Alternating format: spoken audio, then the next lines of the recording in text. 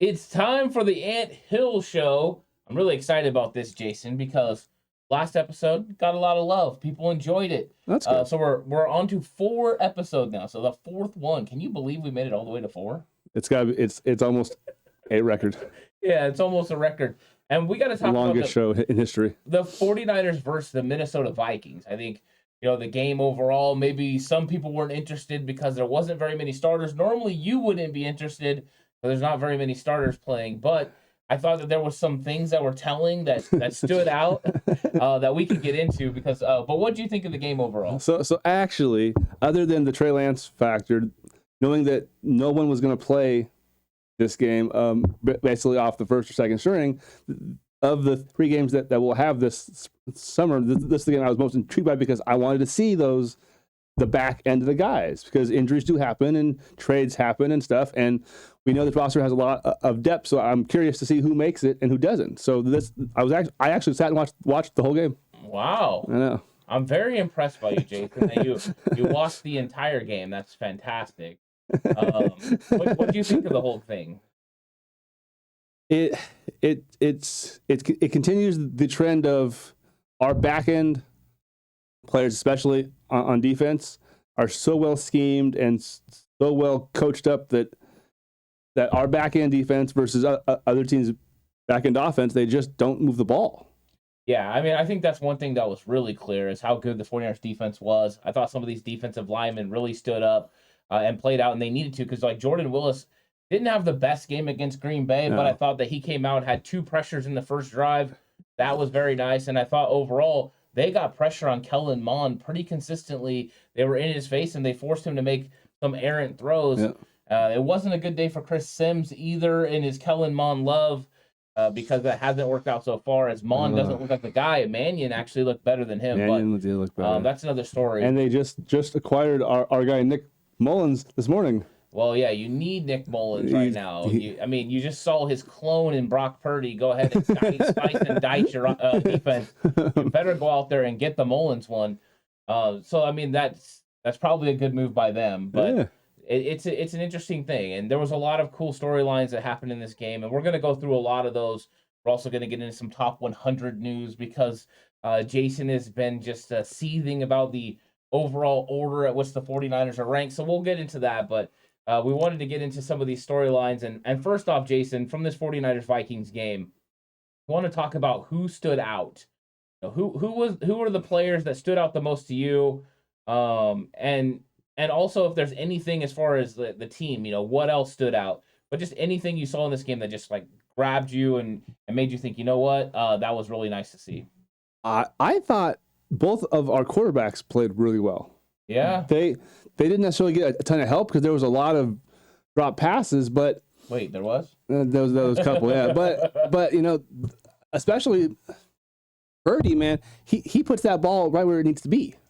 Yeah. And like there's completion percentage accuracy, and then there's actual accuracy, and his ball is where it needs to be. So if our guys do ever catch it, they can keep on going, and that's something that is rare to have that natural accuracy, not just where a guy can catch it, but where he gets it here and keeps on getting 7, 8, 9 more yards off a 5-yard pass. Well, and since you're talking about Brock Purdy, let's get into this. Brock Purdy versus Nate Sudfeld. We'll go back to the standouts here in a second, but this has been a conversation that's definitely picking up. Kyle Shanahan did nothing to quell this at all. Not a damn thing. Hey, this is a competition. Let these guys compete. Brock Purdy, of course, it's starting to get a nice push from 49er fans. They really are starting to enjoy themselves some Purdy. And I think it's interesting because we've seen a variety of different takes. Either people think Brock Purdy's absolutely comical and they're not a fan of him. I can't see how people would do you watch the games at all? And some people think he's great, even including somebody that I saw saying that Brock Purdy had an absolute cannon. Though there is some interesting takes on Purdy. Now, try to go that far. When I get into this though, I think that Purdy has done a very good job. I think he's really established himself. Like you said, the accuracy's been nice. Being able to create outside the pocket has been nice off schedule, but also he does on schedule throws. He doesn't show any weaknesses in the 6'1", 6 foot height. No, doesn't seem to bother him. The only problem is Nate Sudfeld's played his butt off. Sudfeld's looked really good, too. Sudfeld's looked good. The timing is there. Rhythm throws, the command of the offense. It just, to me, Sudfeld looks like a veteran. And also, there's that tie with Trey Lance. I mean, him and Trey Lance worked so well together last year. You wonder if that connection, that kind of comfort level, is also something that room is going to be wanting to have. The cohesiveness between all positions is nice, but in that quarterback room, especially with a young quarterback, if he has somebody he can lean on who's going through the same trials and errors, might be a little bit more difficult for Brock Purdy to beat out Nate Sudfeld. In terms of just on field, it's close as to who I think we should keep. But the idea of having a essentially first year starter and a rookie backup, to me, just makes me a little bit nervous. So because mostly for the experience factor, I'd keep Sudfeld. I'd try and stash Purdy on the practice squad. I don't know how well that would work.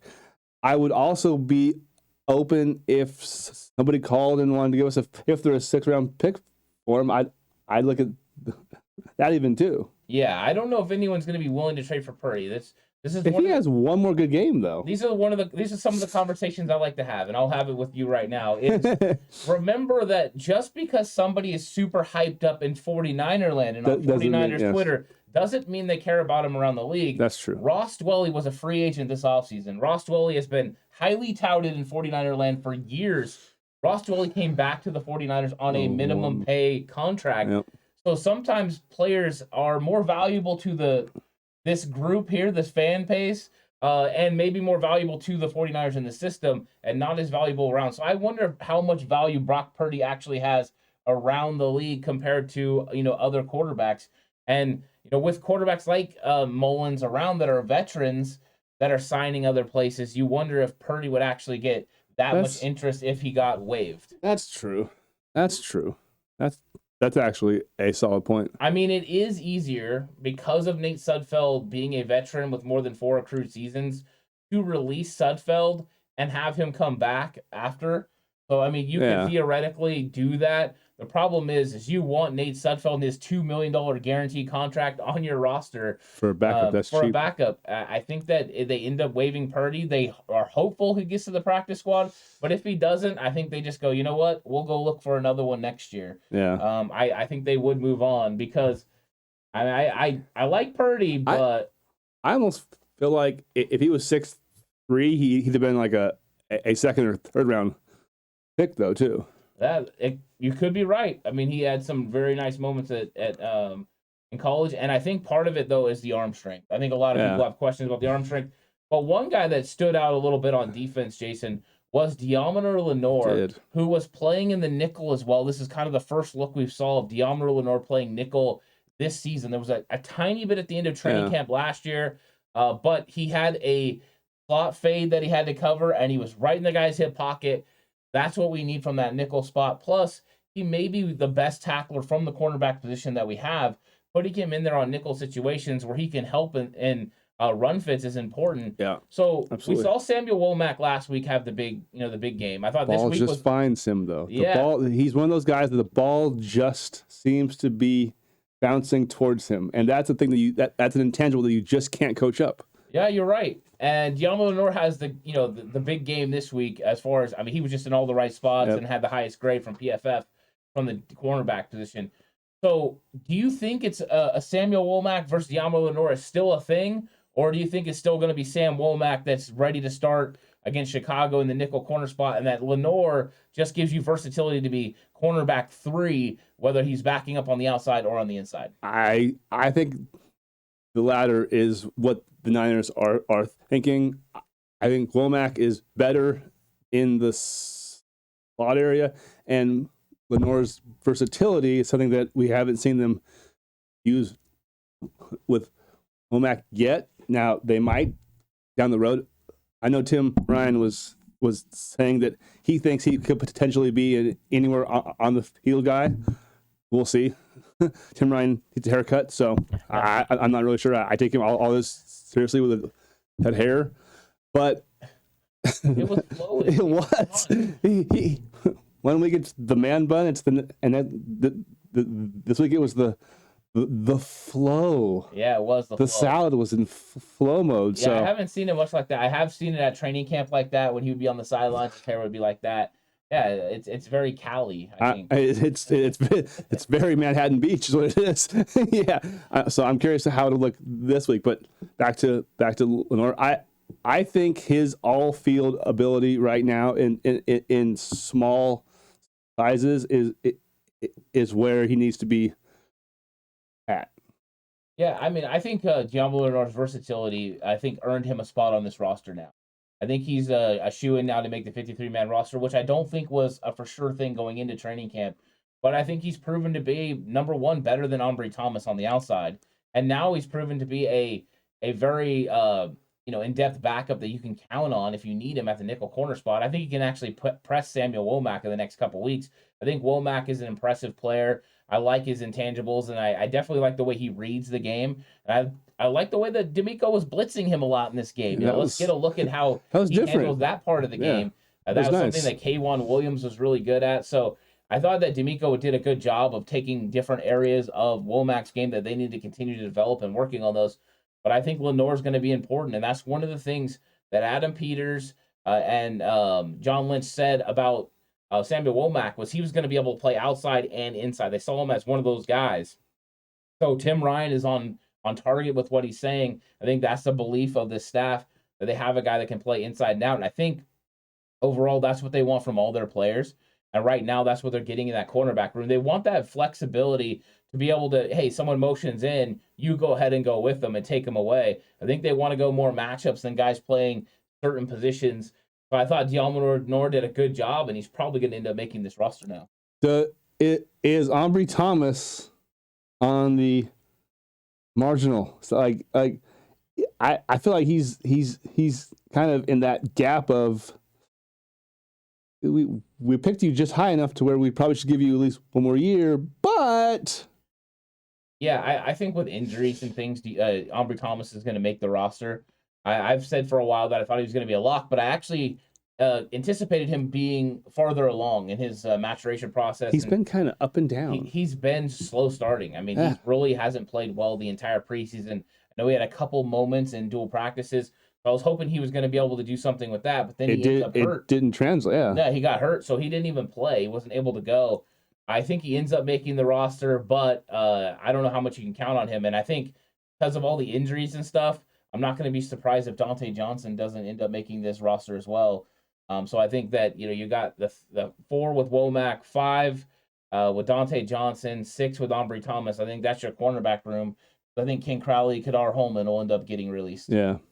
So I mean, it's an interesting room, and I think that's going to continue to play out. A lot of versatility. Oh, that's yeah, lots of versatility. Another spot they're absolutely loaded, Jason, is the running back room, and it was on full display against the Vikings because you saw Trey Sermon get the start. Of course, he's dealing with a little bit of an ankle that he hurt in dual practices. Lots of people not happy with his performance over the last 2 weeks. Then you get some, really a bad run from TDP, and then you get some really nice runs from TDP as well. JaMychal Hasty continues to look explosive. Jordan Mason comes in and gets extra spin. Yeah. So how do you see this depth chart looking right now through the first 2 preseason games? And then, what are we looking at going into this next game? Like, how do you think the depth chart's going to be when they get into that game? Who's going to get the first reps? Well, wait, are you talking about versus the Bears or Texans? Texans. Oh, okay. Because I want Mason to start the game this week. I want to see him against. You think that'll actually happen? No, I don't. No, I said that's what I want. I don't think that's what. Hey, yo, Kyle, let's go, buddy. Yeah, because we need some Mason in our life. Yes, we do. He looks like he's got an extra gear that I like and that we can always use, but I want to see him against the actual, defenders who will at least make the roster, not the guys who are cut tomorrow. Like that. That's my concern. Is kind of where is he? Yeah, he looks really good right now, but he's playing mostly in the third and fourth quarter when you and I are out there. So yeah, it's usually the fourth quarter. Yeah. As far as TDP, he's like that kid who's just kind of learning how to ride his bike. He gets on there and he gets a couple times, and then he will fall off, and he gets back up there and okay. Like, he had some great highlight runs, the stiff arm, the shoulder just put that dude, practically knocked him out cold. But then he also, on the 4th and 1, he danced around instead of just lowering and going. So I want to see him get more carries. I do think that he's a guy who definitely is worth the draft pick, though. Yeah, overall, I thought the running back room looked good. I thought, I don't think Trey Sermon had as many opportunities maybe as, people would want him to have. And a lot of that's because he's, playing behind a second and third string line against, a second team defense. So I think it was tough. There was more tough sledding. I thought the other guys, though, created opportunities. That was something that was impressive. A TDP's run on 4th down was not good. He got horizontal. That was a mistake. That's a coaching point for Anthony Lynn. Anthony Lynn's going to get on him. He's going to handle that. But I thought after that, he ran like his hair was on fire. Yep. Like, he really ran hard. That run he made where he stiff-armed the D lineman, then got his feet out of the way against the guy that came low, then ends up trucking a guy to get the extra yards and finishing the run. And I thought that overall made him jump Trey Sermon on the depth chart. It just showed that probably did. Yep. Ability that's different. And when it comes to JaMycal Hasty, he still looks explosive, and he looks more explosive than he has, I think, his entire career. Catches the ball in the backfield. He's able to run those draw plays. I think he'd be dynamic in the screen game as well. It's going to be tough to keep him off this roster. All the while, Jordan Mason had his best game of the year. So he's had 2 games. He had, the first time I thought it was 2 really good carries and 2 not so great carries. This time I thought every single carry was very good. Solid, yeah. The thing about him that I want to see develop still is second level. And we know this took Elijah Mitchell time last year. Was Elijah Mitchell would get to the second level and he would just try to run people over. And it's like, at some point you got to make somebody miss. And that's one of the things I've saw in training camp from Jeff Wilson Jr. that I haven't seen yet from Jordan Mason. Mason wants to run people over. Jeff Wilson Jr. makes those people miss. That's the difference between a 12 and a 20-yard gain. Yep. And I think that's something I want to see him continue to grow on. But you're right. I want to see Mason, play against a little bit better competition and see how that translates, because he was getting huge holes to run through, and then he wasn't getting any contact on some of these places for 6-7 yards downfield. I want to see what would happen. What would happen if we got that same hole for TDP or for Trey Sermon? Would they exploit it as well? I want to see those things. This is one of those rooms I'm very excited about, though, because I don't know who they're going to end up cutting, with there being 6 guys that could easily make this roster. You got to think that Wilson is good because of his cap number. It was like 1.25 or something. He's on the minimum. Yeah. And the guy I think is still in jeopardy is Trey. Yeah. The fact that we invested a 3rd-round pick in a new guy this year, and Trey's been banged up, and while he hasn't, I don't think the numbers are exactly indicative of how he's played, especially last week against in the first game. He doesn't look as explosive and as powerful as TDP, and he's not as quick as Hasty or obviously Elijah and even Mason. So where does he fit? Yeah, I think that's the issue. Really what his game is playing in the shotgun. And he can't catch with Trey Lance. No, he can catch now. He dropped a pass that was right in his hands. He did drop a pass, but that was a bad drop. That was a tough catch. Did you see that ball? It came from around a defender. It was on him quick. NFL guys got to make. I'm not saying NFL players shouldn't make that catch. That was going to be a pretty good little chunk. It was going to be a catch, and then he was going to get absolutely mollywopped. Okay, let's be honest. The dude was about to get lit up. He had 2 defenders around him. It's a tough catch. He could have made a miss. Oh yeah, sure. It was a tough catch. Now I'm just as critical of the things that Trey Sermon did. And I've seen areas where he wasn't as successful as he should be. But I also want to give him credit for the things he did. Like, there was one run that went to the left side, and Tim Ryan goes, "Oh, see, he's indecisive. He put his foot to go upfield, and he didn't get vertical. He ended up bouncing outside." No. Tim Ryan, he was setting a block. He put his foot inside to get that defender to commit, to move, and set the block, and then he got the edge and got 3 yards. Sometimes those things don't get seen, and I think that Trey Sermon is maybe people are a little hypercritical at him. I do believe that the other guys are outperforming him right now. How much of that is circumstance, playing with that first unit, and how much is that these other guys are playing so well? I'm not sure, but I think it's going to play out against the Houston Texans. It's going to be a big game for about 4 of those those guys. Yeah, and I think now with what Jordan Mason's put on film, I don't think you can get him to the practice squad. I don't think so either. Because I think, with Chris Carson being gone in Seattle, I think that Pete Carroll would love to add Jordan Mason to his running back room, and then he would have an absolute power back. And I don't think the Niners want to see Jordan Mason over the next couple of years continue to get better and end up being a 5'11", 230-pound battering That can move, yeah. It wouldn't be good for them. Plus, he can catch. He's really good out of the backfield. He does have good hands. Yeah, to me, it's getting tougher, and they might have to walk away from Trey Sermon, a third-round pick. I don't know if they could trade him, but if there was any trade market out there, they might have to go gone, so probably not. Yeah, but, they could trade him, right? Maybe if they trade him and a 7th-round pick for like a 6th or something like that, maybe they could swap 7s. Do something like that. They might have to. It's going to be tough. Could they get Trey Sermon to the practice squad? I think he's shown just enough to where we probably could stash him. Yeah, it's possible. It'd be close, but of those guys that we talked about, that's the guy that as of right now, I'm okay with losing. Whew. And by okay, I mean I'd really rather not. But the other alternatives, because as much as I've always been down on Hasty, my thing always with him was he's the guy who could turn a 35-yard run to a 12-yarder. Mm-hmm. He actually looks explosive now, though. Yeah, he is. Like if we actually block right and the play call is there for a big chunk play, he looks fast enough now to where he can actually do it. The problem is, even with Trey Sermon out, let's say Trey Sermon's out, there still has to be another guy that goes out unless the 49ers keep 5 running backs and Kyle Juszczyk.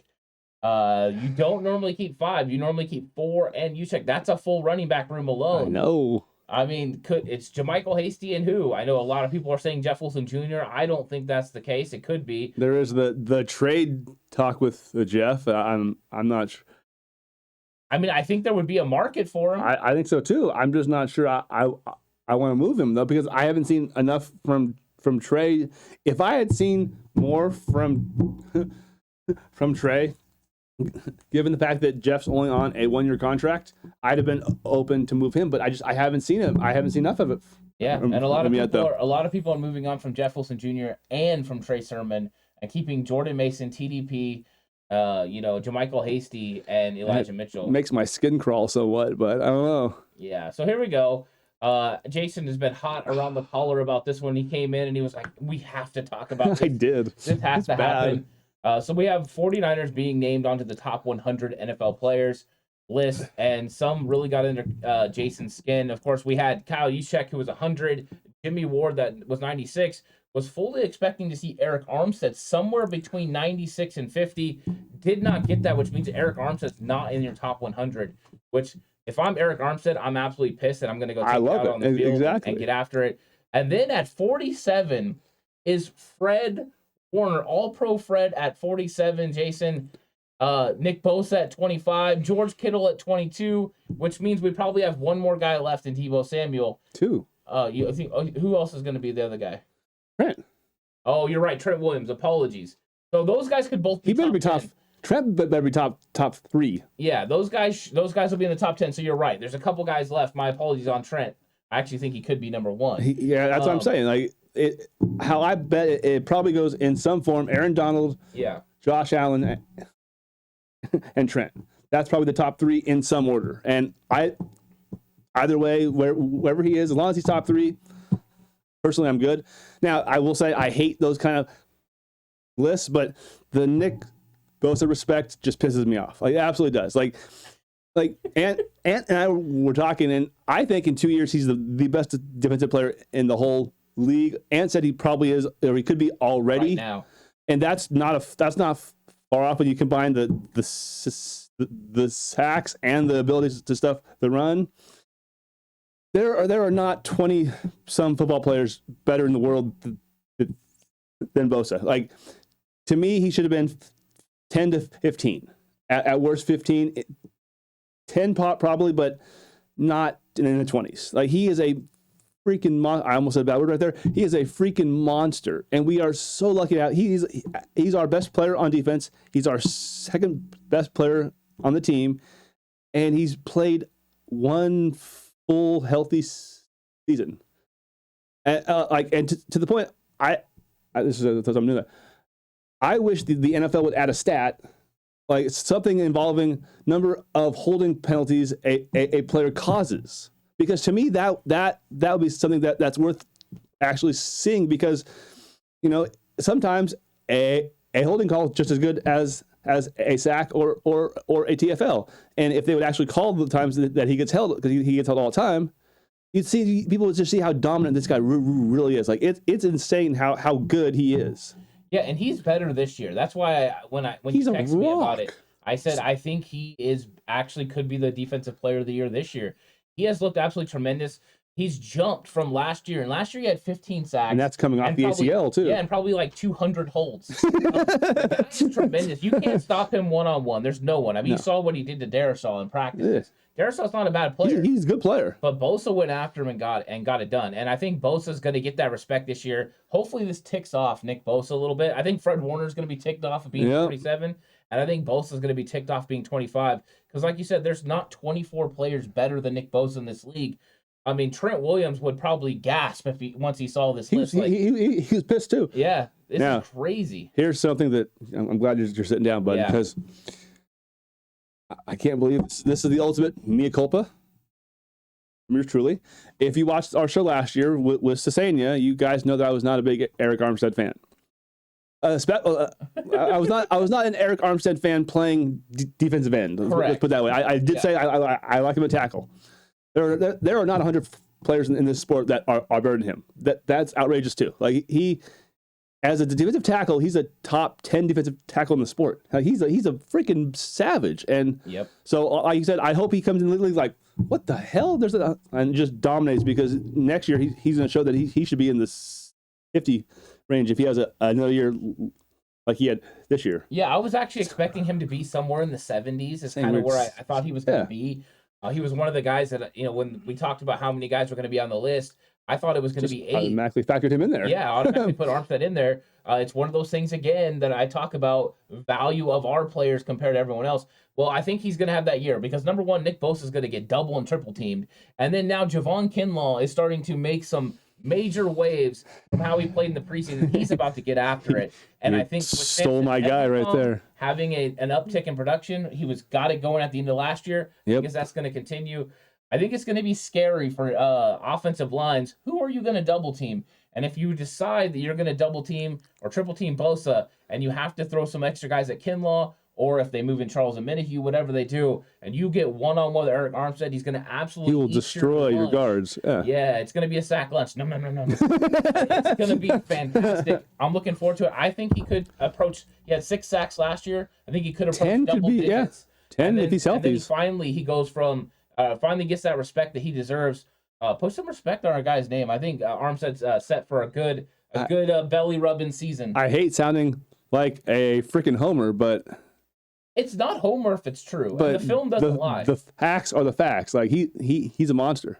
He really is. At defensive tackle. Not playing end. Not playing end ever again. I don't want to see him out there ever again. They figured it out, right? And that's why they went out and got so many defensive That's what they should have been listening to me more than. See, they need to listen to you. Well, it's interesting that I'm gonna listen to you right now because I want to know who you think, and you can pick one guy who you believe is going to get cut when the 49ers go from 85 to 80. Jimmy Garoppolo. No, I'm just kidding. Yeah, that ain't happening yet. Who do we go from 80 to?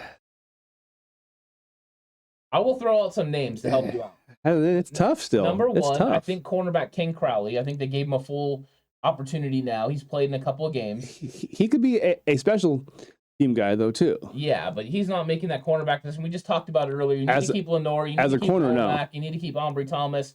You're not keeping somebody just for special teams. If you are, it's probably Malik Turner. Yeah. So I think King Crowley could be gone.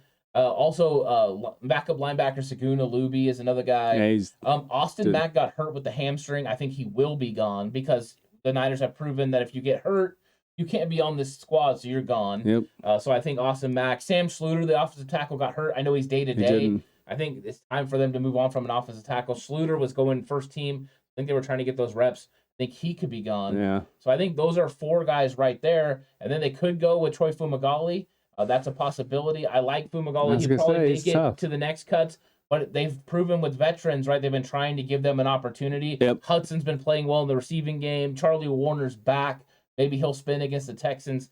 So that could be a decision. And then the other one that I was thinking, Jason, as a possibility, defensive tackle Kevin Adkins, undrafted free agent from Fresno State, might be another one that they end up releasing. They did sign safety Tayshaun Gibson. I saw that this morning, yeah. So Gibson coming in. So potentially there's a move, that could be made already. So we'll see what happens. Hopefully it's not my guy Taylor Hawkins that ends up getting released. Shouldn't be him. I like Taylor Hawkins. I hope he makes it and ends up making the practice squad. He should. Yeah. I agree. So those are guys you disagree or you think the way it goes. That sounds pretty solid to me. I just it's tough because there's so many players on this team who are like, man, if we cut him, we'll probably see him somewhere else, and then there's just a lot of talent. So there really is. There's a tremendous amount of talent on this team, and there was 2 players already claimed. Of course, you had Keyshawn Johnson that went to Atlanta. You had Josh Hokick that went to Arizona. Is that actually Keyshawn's son? Yeah. No. Okay. No, the name's spelled different. And okay. I was like, wait a second, because I know this kid played football, so I'm like, wait a second, is that Keyshawn Jr.? Yeah, no, it's not Keyshawn Jr. That'd been awesome. Yeah, that would have been cool. Just give him the damn ball. He's pretty good at special teams. I think that's why he landed in Atlanta. He's not a bad receiver either. Atlanta's trash. I did like the way the Niners handled their cuts, though, letting those veterans that they knew weren't going to make the roster have early and stuff. Land somewhere else. But, Jason, the Texans game is coming up. The 49ers, Kyle Shanahan said he's going to play most of his starters. We know most of his starters means probably no Trent Williams. Probably no Trent. Maybe we'll get a little bit. Won't be McGlinchey, even though McGlinchey's supposed to start working back into practice. The knee is supposed to be better. They rested Colton McKivitz. I'm sure we'll see some McKivitz. So what are you most excited about seeing from this 49ers Houston Texans game on Thursday? I was waiting to hear back from my source whether Brandon will actually be playing or not. And that means Brandon Cooks, for those of you who don't know. If he is playing, I want to see Womack and Lenoir and those guys and see how they do against him. I hope he plays. Me too. Because, number one, Brandon Cooks is one of the most underrated receivers in the entire league. 6 1,000-yard seasons. No bias here, but yes, he is. Yeah. But, he just is. He's very talented. He's from our backyard. We've seen this kid play since he was young. But he's fantastic, and his numbers prove that. I also want to see Davis Mills. I think Davis Mills I like Davis Mills. Better and better. He was actually somebody I was high on last year coming out of the draft. I'd actually thrown out the idea when the Niners are at 12 about taking a different player at 12 and then taking Davis Mills. Then, of course, they traded up, and then it's like, we're going to get one of those top quarterbacks. And now we're getting somebody good. But I do like Mills. So I think that you're right. The Brandon Cooks thing would be interesting, seeing Womack, Lenoir, Ambry Thomas. These guys have to cover someone that's really fast, great route runner, and can fly. Tremendous speed. To take the top Still off. Can move. He can, and so I think that's a good thing to watch, especially from the defensive side. That'll get them a lot of work, and I think that overall, just getting this first team out there and seeing what that chemistry and camaraderie looks like, the offensive line being able to play together. It would be nice if we got one series with Trent. I don't think we will. But that would have been fun to see. We'll probably have to wait till Chicago to see the whole thing. You know what? It's preseason. All I care about is the best guys are healthy. So give them one series maybe where all right, guys, you guys got 10 freaking plays. Go at it, and then helmets off and you're done. I don't think Bosa's going to play either. I don't think so either. I think we will see the linebacker group. I think we see Fred, Aziz, and Dre. Which means business is about to pick up. Yep. Welcome to the hit squad. You're about to get rocked. These dudes have been flying around all training camp, and Dre Greenlaw almost started a fight this week by hitting who was it? The wide receiver 19, Thielen. Adam Thielen. Did you see? Speaking of Thielen, did you see him talking to Trey? Yeah, hit me up in the. And I believe his contract's up after this year too. It is up at the end of the year. The one problem though, Deebo Samuel was standing behind like, dude, you were 19, I were 19. This is the problem. I mean, it'd be something that I would gladly help them mediate. Do you think the 49ers would pay money though for Adam Thielen, considering they have Brandon Ayuk? They're gonna have to make a decision on. That's the thing though. Is the decision comes with Ayuk though? Is can you afford, even as the cap goes up next Warriors is going to skyrocket. Yeah. Can you afford to pay 2 receivers? I mean, a ton of cash. And I guess as of now, because Trey's making so little, you probably could. But you know what? With those 2, and then you add Thielen on a sort of an advanced type contract where, hey, he already got one good payday, so he might not necessarily be looking to spike it twice. He might be looking for something that goes on his ring chasing finger. And if he's our number 3 receiver next year, and this is I was like way ahead, but it caught my eye. Like he's talking to Trey. Like I'll see. Yeah, I did see the video clip. Ooh, okay. You would have to do some major magic. Hey, Parag, you'd have to make something happen. Backload that contract. To me, I don't think that's a possibility. I don't actually think that's what happens. I think more than likely what you see is Adam Thielen catching footballs from Trey Lance during the offseason, and that's about it. Working out with him. But, I mean, you never know. If he decides he wants to ring chase and the 49ers can make it financially feasible to handle it, the Niners do have a ton of salary cap space in 2023, even though they have to figure out Nick Bosa. But there goes $30 million. It may be at some point the 49ers have proven to be fiscally responsible and able to manage this cap. Really do a good job at a very high level. So if they could figure it out, they would. I'm not going to go ahead and say it happens. I think it's at least out there though. It's fun to think about. It's fun to at least kind of imagine. Yeah, it's fun to imagine. And thank you everyone for watching the show. It was a really good episode. I enjoyed it, Jason. We covered a variety of different topics. And I think this game versus Houston, Texas is going to be fun. And once we get through it, that means it's down to Chicago. It's time for Chicago, and the kickoff starts. Of course, we do have cut day coming, next week on Tuesday. I think that's going to be tough. It's always tough because it's exciting to see your team, but then you've got players. There's overall players that some are gonna make practice squads, and some are just going to be done. Trying to work out, maybe find the USFL, the XFL as opportunities, waiting for a phone call to get on somebody's practice squad, but. It'll be exciting to see what this roster looks like and ultimately how the Niners go in there and handle Chicago. It is going to be very, very curious to see kind of how they appropriate certain roster spots. There'll probably be 9 or 10 defensive linemen, so you'll probably get maybe 5 wide receivers. How they kind of prioritize things is what I'm going to be very curious to watch. Yeah, it's going to be interesting, of course, later on this week. Actually Sunday probably. Well, you'll get Project 53, and I'll make my predictions on who is going to be on the 53-man roster. So be on the lookout for that. Be on the lookout for everything that's coming this week, from Slightly Offsides to we have a Patreon Zoom call on Wednesday at 5 o'clock. So if you're a Patreon member, get ready for that link Wednesday at 5 o'clock. Hop on Zoom. We're going to have a fun conversation. That's going to be exciting. So lots of cool stuff coming your way. Of course, another Cover 2 episode this week, another game preview show, a game reaction show after the game Thursday. The channel continues to roll. Hopefully you roll with us. But Jason, thanks for rolling with me on this episode because it was a great one. Really enjoyed all the conversation. Hope you guys have a good day, and we'll catch you guys on the next one.